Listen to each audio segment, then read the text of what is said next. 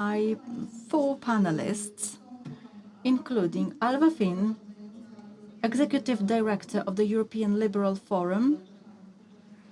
Please join me. Marta Poślad, Head of Public Policy and Government Relations, Central and Eastern Europe, Google. Lars-André Richter, Friedrich Naumann Foundation for Freedom, Project Directors for Central Europe and the Baltic States. And Antoni Bielewicz, European Climate Foundation Program Director.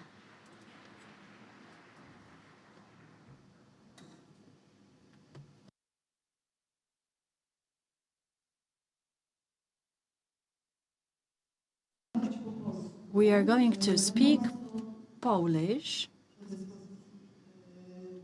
You'll have simultaneous interpreting available.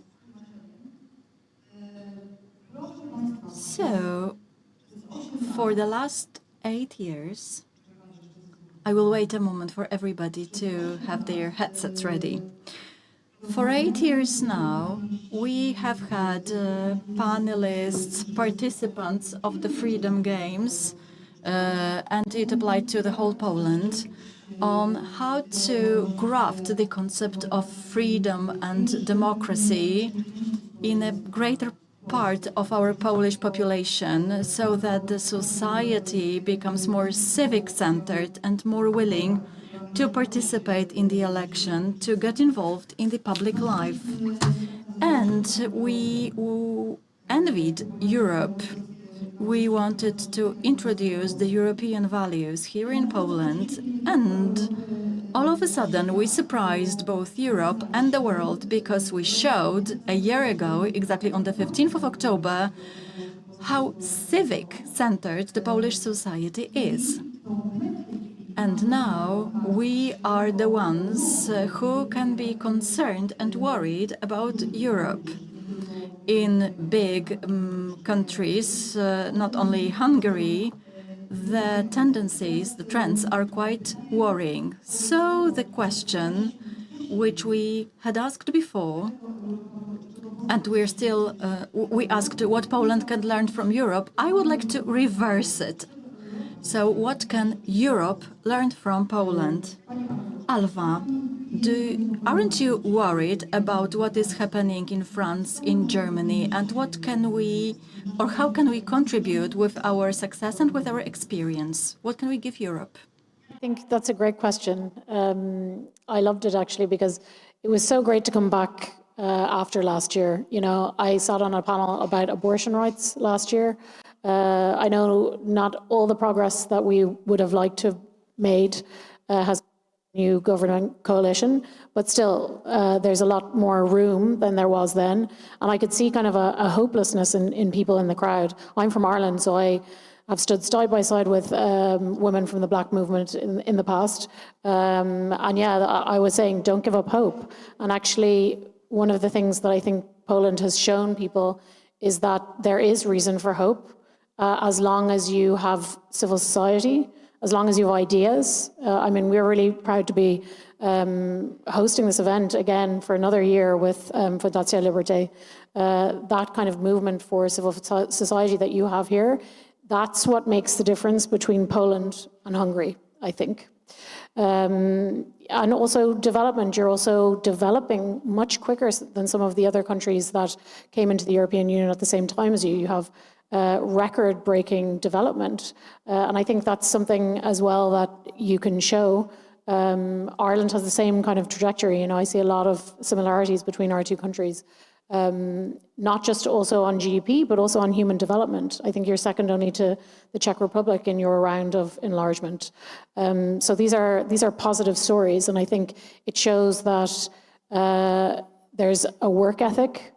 There's a competitive nature to Poles and Polish people that we can learn from in the EU, because there's other countries in the EU, like in France and like in Germany, as you said, that are struggling now with populism because they are not developing as quickly as the people who live there wanted to, and they are stagnating. So I think the hope of some countries like Poland in the European Union can really, show resilience. Our motto at the European Living Forum is "Own the Future," and I think that's something that you're really embodying in Poland.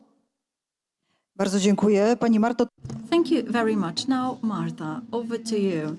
Looking from the Polish perspective, from the inside, what was of key importance to trigger this civic society in our country, the spirit of civic society? What is the role model to trigger, to activate the masses? Was it a coincidence, or are there any mechanisms which we can expand? I represent not only my community, but a company which plays a very important role in the flow of information and has impact on democracy functioning. That's why my perspective is a bit different. Every transition process is complex, and it's not only political. The very fact that the Freedom Games worked so well over recent years and have worked like that shows that various values were functioning at different levels of this slide of values. What can Europe learn from us? It's definitely entrepreneurship. Another thing we can be proud of is empathy and persistence in responding to the Russians' attack on Ukraine. This is like a binder against the background of all processes we experienced. Another factor which we should remember is how we establish and run our alliances. They helped us maintain civic society and dialogue at different levels. Now, I'm now turning to the future because we are living in the period of constant transition. A lot of changes are happening in Poland and in Brussels, which will definitely bring some changes, and so from the United States. It has always been a great value of Freedom Games for us as the partner that we could look at various aspects, and it was not only black and white. Coming back to your question about lesson learned, it's worth noticing and observing various fields of cooperation and consider how they can be used to inspire. The recent decade showed that politics is not the only plane of such cooperation. Lars, over to you. The question which is often asked in the public space, in the wave or flood of populism in various countries, is it possible to fight with populists or prevent them without reaching for populist methods? Thank you for the question. Thank you for inviting me. That's a very, very meaningful, interesting question. I think there's no clear answer. I would say, first of all, we mustn't copy populists. We mustn't copy populists. We as freedom lovers, democracy lovers, I think, we should learn, we should observe them exactly, we should analyze their methodology, their style exactly, but we mustn't copying that. That's very, very important from my point of view. Our strength is rationality. Our strength is using our mind, using our head, using our rationality, our ratio. I think that is a very, very important thing. And whereas the authoritarian movements, groups, parties, the populist figures, parties, groups, and so on and so forth, they use more emotions. They destroy rationality. They destroy. I would say they destroy civilization, and that is something very, very crucial. I would say that rule of law, democracy, parliamentarism, participation, market economy, international order, international trade, that is a product of a very, very long process of human history. That is a product of civilization. And populists, they are simplifying, they're destroying, they're simplifying all. That's saying there's a pupil and there's a leader and there's nothing else. And all what is in between, parliaments, opinions, newspapers, media, whatever, that is against that is against simple solutions.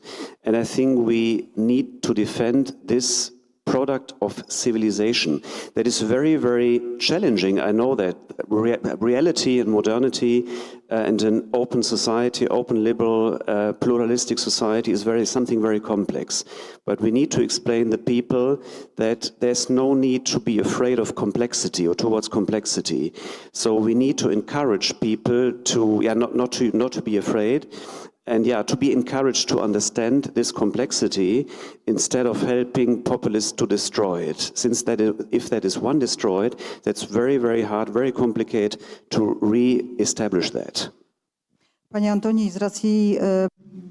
All right, Antoni, considering your affiliation, I would like to ask about some climate issues that generate civic movements which are liberal and freedom supporting, definitely not extreme right-wing. But that's not true for Poland. The pro-climate movement in Poland is quite moderate. Why? Well, it wouldn't be a good idea to start challenging your question from the very beginning. I would say there are lots of affiliations and it's quite divergent. Sometimes there are people from the far left wing, lots of young people who are worried about the future, but there are also some green parishes, meaning a Catholic movement which tries to change the reality and impact reality near their parishes. We mentioned metropolitan areas and small urban and rural centers, that metropolis become liberalized and smaller centers are trapped in a political extreme or populism. In my opinion, climate and care for the environment is a common platform for both large cities and rural areas. There are also some extreme movements which get involved in climate issues. We've got what is called the Black Bloc, proto-fascist organization that wants to protect climate, but there was a discussion between Konfederacja and Radical Movement on Twitter when a profile admin on Twitter was getting rid of, was accusing Confederation movement of being irrational and forgetting the potential hazards. But I can agree with the statement that some groups shout louder than others, but some other groups seem more trustworthy.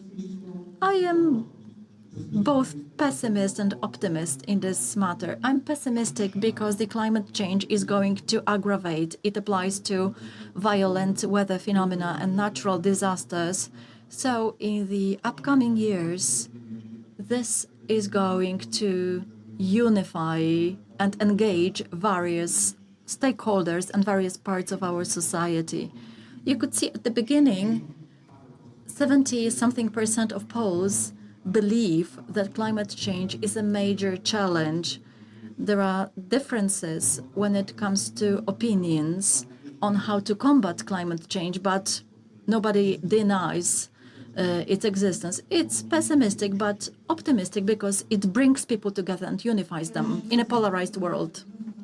The environments which are hazardous for liberal democracy are often nurtured through cyber channels from Russia. We do not have much questions, so the question goes to both ladies. To what extent can we identify these hazards, because we are, and to what extent can we minimize them and fight with them? Alva, over to you. Yeah, we did a book actually with one of our Polish members and some of our other members, but led by Project Polska last year, called Putin's Europe, and it was really mapping the influence of Putin and other malign actors, misinformation, disinformation, That's one example of how you can call it out, because without information, people are not empowered to know where this information is coming from. So we always are saying to people, know what the source of your information is, especially in this world where we're taking in a lot of information from social media. We do have new laws coming in from the EU, DSA, DMA, where we will have to, and also Political Advertising Act, where we will have to say where things are coming from and who funds them. AI is another thing that we'll have to be taking on. Fake images. We were quite concerned in advance of the European elections that we would have a lot of deep fakes and things like that. It didn't transpire, but we're still not ready. We're actually quite lucky that the election went well from that point of view, but there's still much more to be done, and I'm very interested to hear what Google... No właśnie, what Google? I co Google na to teraz? Okay, so what does Google say? Okay, so I'll be brief, like a soldier, because we do not have enough time. There are some economic motives and political ones behind fake news. We become richer in this respect. We've got more tools. We're going to have more panels on the subject matter. Let's focus on the political aspect. On the internet, it reflects what is happening outside the internet. Before the disinformation encounters the steroids of the internet, it is born somewhere. There are lots of ideas how to cooperate in Europe so that we as allies stand hand in hand to combat with the bad actors. And more specifically, we are at the point of time when we know this process is never going to end.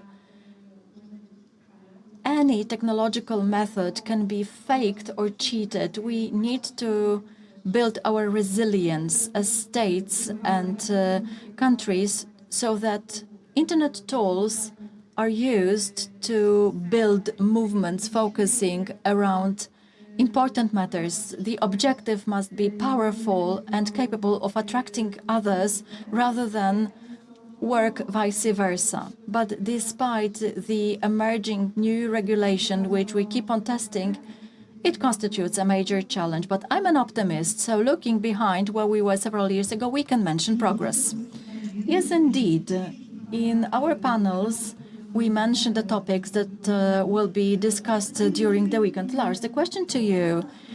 The years 2016, 2020 showed that Europe can be attacked not only from the east but also from the west. I mean, Trump's presidency and how he tried to disintegrate Europe. Brexit is also meaningful in this respect. Have we done our homework? Is there any lesson learned from Trump's first term of office? Because the second one might be at hand.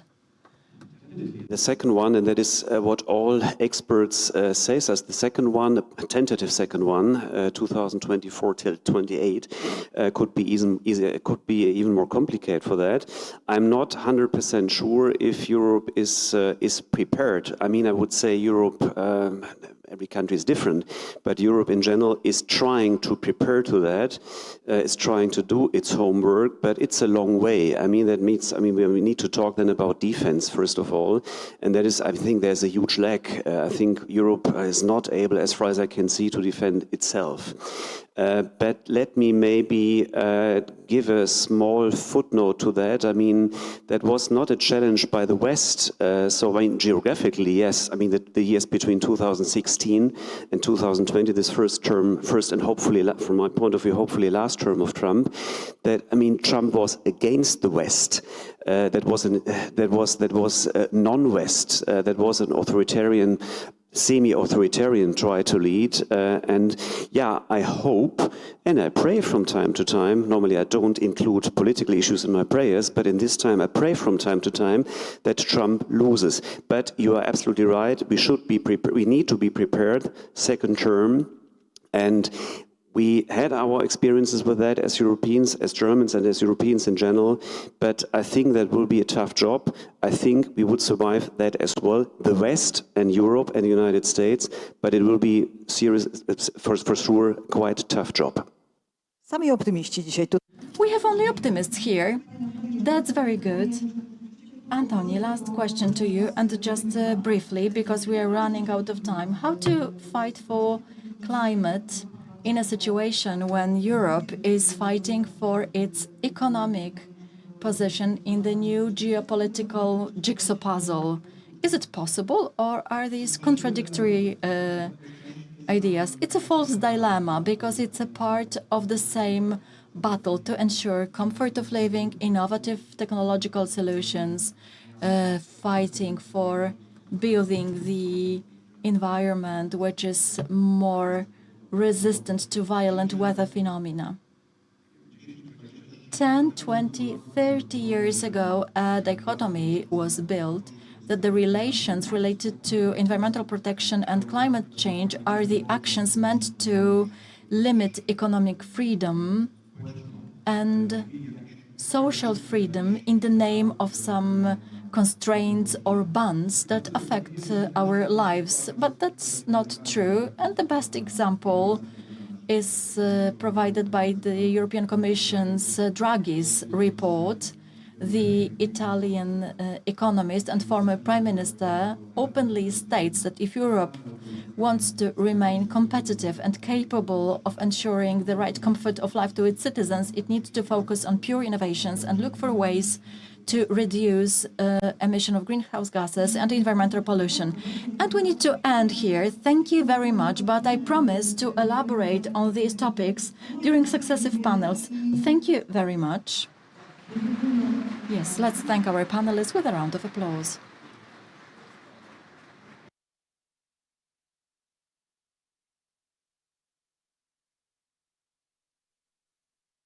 Yes, I do have a microphone, and now I would like to invite my panelists to discuss the future. Alexander Hammond, Program Manager, Rising Tide Foundation, supervising the portfolio of grants and promoting limited government all over the